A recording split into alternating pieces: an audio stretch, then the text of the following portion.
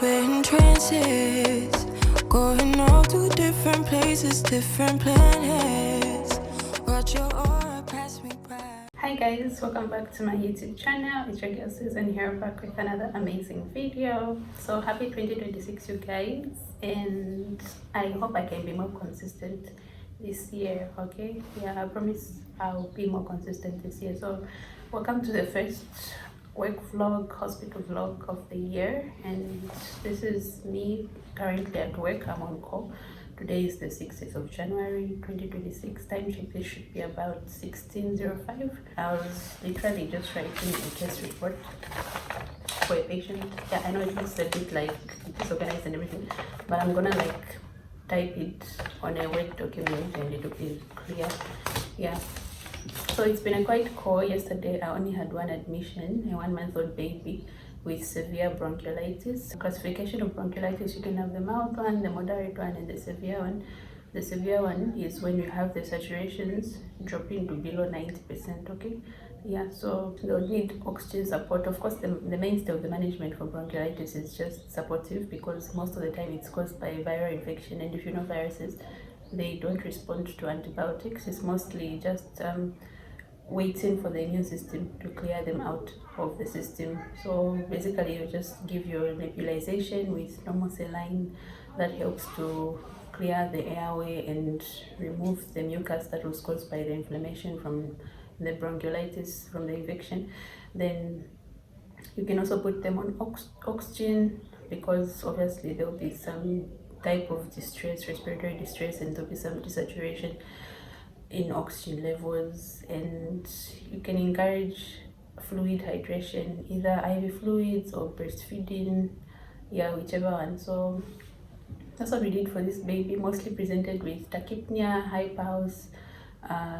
The chest was clear, there was no wheezing sound or anything. It's just that it had reduced air entry. Yeah, so probably still in the inflammatory stages of the bronchiolitis, and there's a lot of mucus secretion in the chest, because you can hear when the child coughs, there's like some mucus and stuff. So we just nebulized the child with normal saline. We also put the baby on cefalexin. We did a nasal swab to see what's caused the problem, if it's viral or there's also some bacterial infection. Yeah, and we encourage the mother to breastfeed the baby. So as of this afternoon, the baby is actually quite stable. It's even off O2. Yeah, just still a little subcostal recessions. Otherwise, for the most part, the baby has responded well to the nebulization. So we'll continue doing that for the rest of the day today, and hopefully tomorrow morning when I do the post-admission round, the baby will be more stable and the lungs will have opened up more. Yeah. So that was my day yesterday. That was the only admission I had. The whole day was quiet, just that admission. And then today, actually in the night of yesterday, we had 2 other admissions. They were just gastroenteritis with some dehydration, of which I think I've talked a lot about dehydration, so you guys know the management by now, right? Yeah, so we just put them on the modified plan B because we're not able to take the ORS orally. But after reassessing, after 4 hours of the modified plan B, the babies were able to take the ORS. So I've just kept them for observation today, even tomorrow probably discharge. Hopefully the diarrheas will no longer be there, and the vomiting and stuff. Otherwise they're very stable and everything. Yes. And then there is one patient of note who I got handed over when I started my call. This is the one that I'm doing the case report. This is the one I'm doing the case report on. So this is a 7-year-old boy. We are currently managing for pancytopenia, query cause, rule out a B12 deficiency, rule out aplastic anemia, rule out leukemia and bleeding disorder, specifically von Willebrand's or hemophilia type C. Yeah, so it's a 7-year-old boy. He presented to our facility on the 31st of December 2025 with a two-year history of hemoptysis and hematemesis. Yeah, for 2 years, which was said to be on off. And this has been also associated with abdominal pain, epistaxis, hematuria, What else? Yeah, so basically those. However, there's been no history of like melena or chest pain or orthopnea, PND, palpitations, none of that. Just mostly associated with epistaxis, abdominal pain, hematuria. Like literally, this boy bleeds from everywhere. Like he'll be crying blood, bleeding blood from the nose, the mouth, literally everywhere. So we had to put him on vitamin K for 3 days, and then afterwards we put him on tranexamic acid. He's still on tranexamic acid right now, and at least the bleeding had stopped. Yeah, so literally all his cells in the body were low, like his white cells were, his red cells, his platelets were at I think 10. Yeah, so we had to transfuse. Today he should have received the 4th unit of whole blood, and also he got 1 unit of fresh frozen plasma. So I just collected blood this morning for HB recheck, because the one that we collected yesterday had hemolyzed. I don't know how the intern had collected, but it hemolyzed, so I had to collect a fresh sample this morning of a HB recheck, and also biochemistries. That's the liver, kidney, and the kidney function tests, because we need to make sure the organs are okay. Yes, and our malaria MPS came out negative for this boy. And then we're also waiting for some B12 studies and a clotting profile from the private lab. We took some samples, that should have been yesterday, to Sunkit lab, the private lab. They're supposed to be out by now, but I haven't gotten feedback from the lady that came to collect from the lab, so I need to follow up with her. Yeah, that would help us in knowing what actually is going on, like if it's actually a B12 deficiency, or it's a clotting, a blood bleeding disorder, yeah, or if it's a leukemia. So I'm waiting for those results. I'll update you guys once I get those results. But for now, we are currently managing him for pancytopenia. Rule out all these factors. We don't know yet what's causing it. The only other significant thing with this boy is that he had a 12-year-old sister who had a similar presentation, and she had the sickness for about 7 years until she passed on. Yeah, so I'm kind of leaning towards hemophilia C, though I know it's more common in boys, but it actually can present in females also. Like latest research has shown that it can actually be found in females, though it's rare, but it actually can be found in females. So yeah, I think I'll have a clearer picture once we have the blood results from the private lab. Yeah, otherwise for now, we've just kept him on the tranexamic acid. He's also on cefotaxime, cotrimoxazole, fluconazole also as a prophylaxis, because most likely there's some immunosuppression, so we are just trying to avoid opportunistic infections and everything on him, and also folic acid. Yeah, so that's basically it. Yeah, I'll keep you guys posted on that and how everything goes with the boy. Hopefully we manage to manage him from here. If not, we'll have to refer him to Lusaka. But yeah, for now we have to wait for those blood tests to come back. Yeah, otherwise he's got multiple things going on apart from the pancytopenia and those differentials. There's also some hepatomegaly, so I'm kind of thinking there's like an acute liver failure going on, because he's also jaundiced, like he's moderately jaundiced. And then apart from that, he's also got severe malnutrition. So he's a 7-year-old boy. He's weighing 12 kg, and his height is around 100 centimeters. So he's already stunted and he's wasted. And from the history, the parents say that since he was a baby, he's had issues with his weight and growing. So yeah, most likely there's some underlying genetic abnormality somewhere. Yeah. So once we have more results, we can make a more conclusive diagnosis, and then I'll fill you guys in. But for now, yeah, that's basically been my day. It's not been easy. I just had those patients I mentioned. I finished my post-admission around should have been around 9 o'clock or so.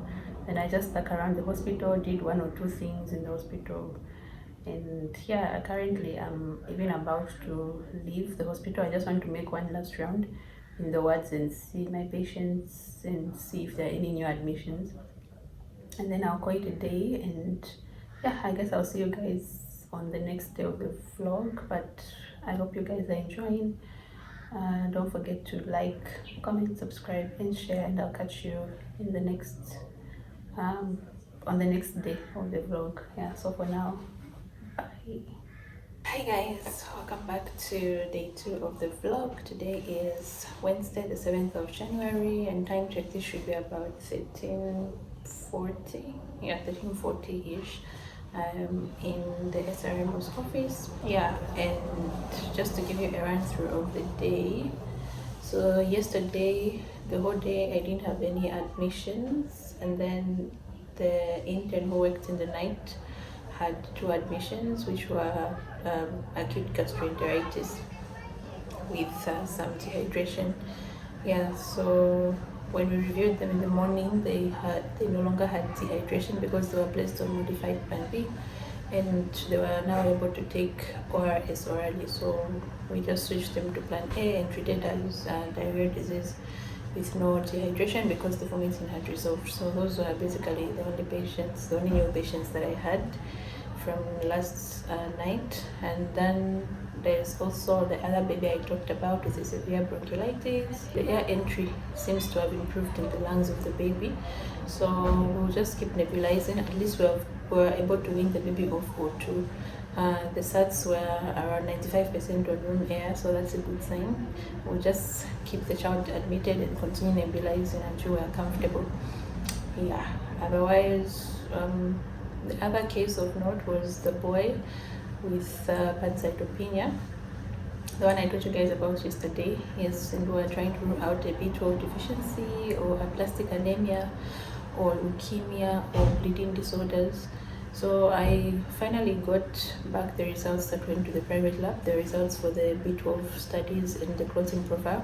And the B12 studies were within the normal range, so there's no B12 deficiency there. And the only significant thing were his clotting profile, which showed a raised prothrombin time and a raised activated partial thromboplastin time. Yeah, and also the INR was raised, so I'm kind of thinking he probably has some type of bleeding disorder. Yeah, I wouldn't really lean on hemophilia because hemophilia doesn't typically have a pancytopenia picture. Yeah, and I'll probably lean more towards maybe an ITP or von Willebrand, or most likely even a leukemia at this point. That's what I'm thinking of. Yeah, so we need to do further tests because, as you guys know, prothrombin time and activated partial thromboplastin time are not specific. You have to do the initial factors, like maybe, for example, factor 8 or factor 10 or factor 5. You have to do those initially, and they're super expensive, so I don't think the family will manage because each test from this private lab is about 1,500 kwacha, and then the other private lab is like around 3,000. So yeah, I probably might end up referring this patient. I just need to inform my boss, Dr. Felicia, about the results and everything, so that we can just refer the boy, because at this point I think it's out of our hands. We've done what we can. Yes, at least for the most part, the latest HP recheck that I got today had showed an improvement in his HP. It's at 9.9, and he received blood yesterday. So I'm gonna recheck his HP today around 16 hours. We'll get a sample to recheck the HP. And at least his platelets are now back in the normal range. Initially it was like around 10-20, but now it's like around 358, which is very good. So yeah, I'll keep you guys posted. Otherwise, for now, we don't really have a definitive diagnosis on what's causing him to be sick, but I'm leaning more on either a leukemia or an ITP or a von Willebrand's. Yeah, either a bleeding disorder or a leukemia. I highly doubt it's an aplastic anemia, but yeah, we'll see. I'll keep you guys posted. Otherwise, I hope you guys are enjoying the video.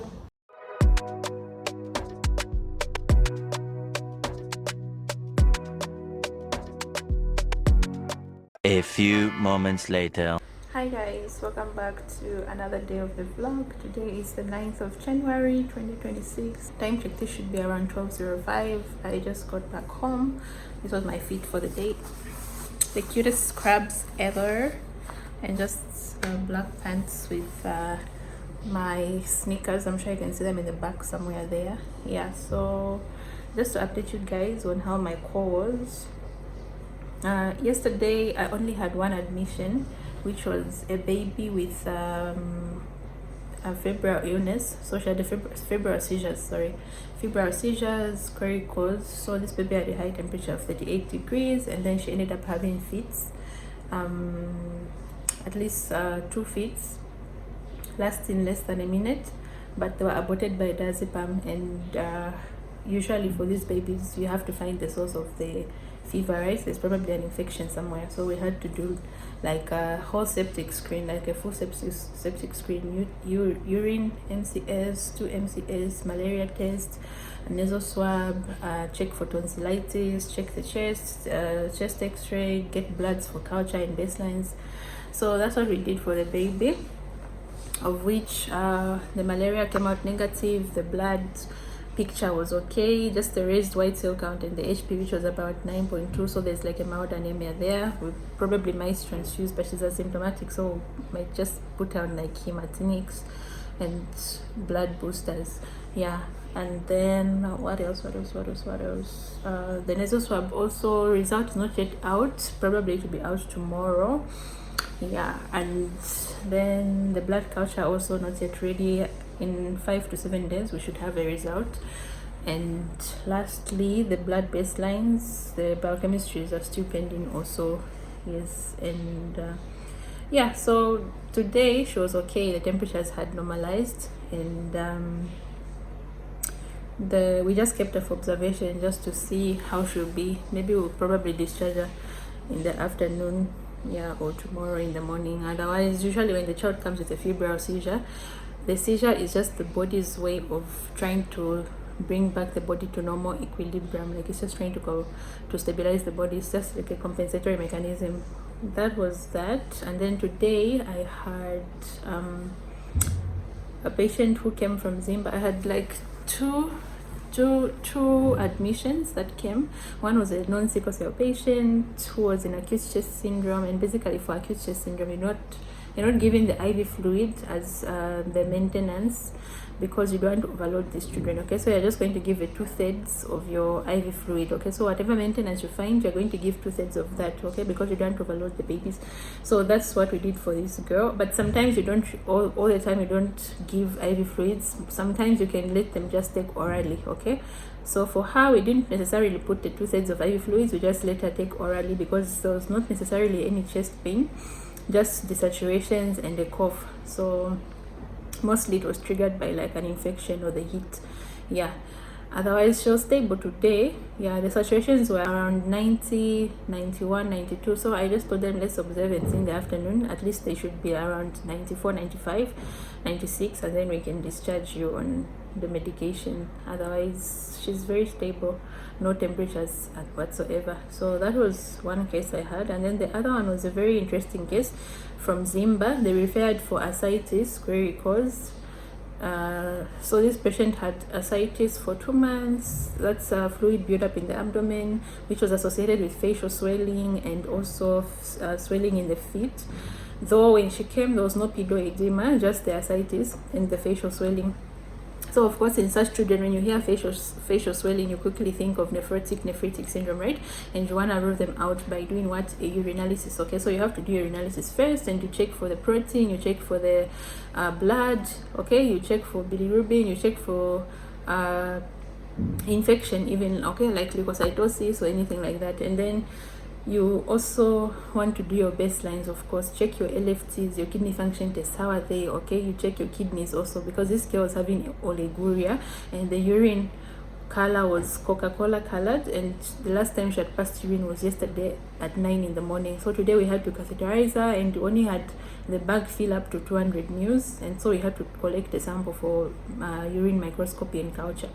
Yes, and then what else with this patient? So yeah, we put her on spironolactone at 25 milligrams OD per oral. So the dose for spironolactone is 1 to 3.3 milligrams per kg as a once daily dose. So you can divide what you find from multiplying with the weight, you divide it as a twice daily dose. Okay, so we just put her on 25 OD because the weight was 25 kgs, and then we are currently awaiting some imaging investigations to be done on her. So we're doing like a abdominal scan, a chest x-ray. We're also going to do like an echo and an ECG just to make sure the heart is fine. Okay, yeah, though because she was also having some symptoms of heart failure like orthopnea, PND, difficulty on exertion, difficulty breathing, those kind of things. Though the heart sounds were normal, but we just want to rule it out to make sure she's fine. And also make sure you do a BP profile. Okay, very important, because most of the time these patients might be having either a high BP, hypertension, okay, which is very usually common in these nephritic syndromes. Okay,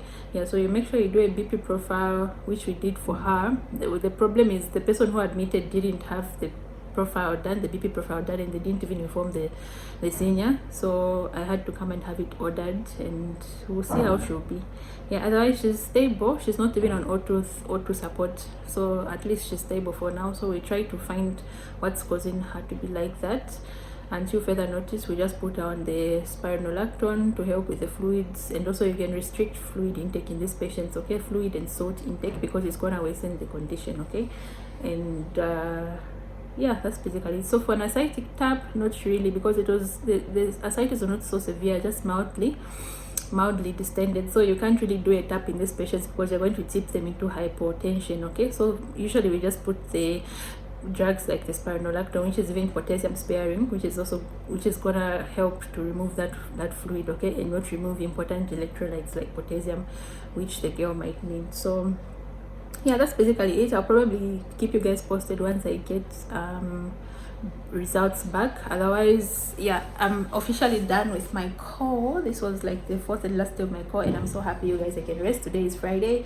I am not going for work tomorrow. I want to rest because your girl has been tired. Like, I've been getting up at 5, 6 every day and going for work by like 7:20. I'm at work, and then staying up to like 16, 17. It's only today that I came back early because I was like, it's the weekend. I'm done with my call. I'm handing over, so I'm going home to rest. Okay, so yeah, I'll keep you guys posted. I'll try to vlog more probably on Monday because the weekend I'm off.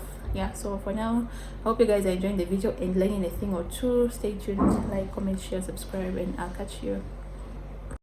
Hey guys, Susie from the future here. So I really didn't manage to record the rest of the vlog because I got super tired at work and it was so busy. But I really hope you guys enjoyed this video, and I hope you guys learned a thing or two about management of pediatric conditions. And yeah, I'll see you in my next one. Please don't forget to like, comment, subscribe, share, and let's keep growing. Okay guys, bye.